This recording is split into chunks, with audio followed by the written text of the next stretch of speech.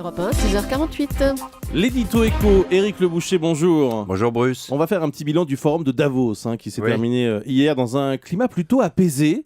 L'économie mondiale va mieux que l'an dernier. Bon, il n'y a pas de quoi se réjouir quand même. Voilà le bilan des discussions. Oui, apaisement, rien à voir avec le noir pessimisme de l'an dernier des global leaders, les dirigeants mondialisés.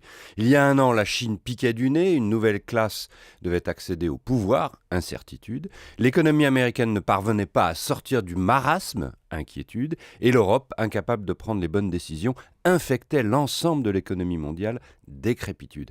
Tous ces méchants obstacles ont été levés. L'économie mondiale se porte mieux. La montée des bourses, d'ailleurs, en fin d'année, l'a illustré. Mais rien n'est réglé. Non, voilà le message qu'a voulu transmettre, entre autres, Christine Lagarde à Davos. Les vrais sauveurs l'an dernier ont été les banques centrales, américaines et européennes. Elles ont ouvert les vannes, le crédit est très facile. Mais les gouvernements ont encore beaucoup à faire. Continuer les efforts sur la dette, pousser les réformes dites structurelles qui améliorent la croissance. Pas de satisfacit, a dit la patronne du FMI dans la montagne suisse. La croissance est partout beaucoup trop faible et le chômage partout beaucoup trop fort. Et puis une nouvelle inquiétude a occupé les conversations, les monnaies.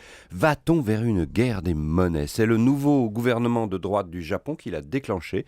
Les industriels nippons souffrent d'un dollar faible et le yuan chinois, qui est accroché au dollar, est aussi très faible. Du coup, le Premier ministre veut imposer une baisse du yen.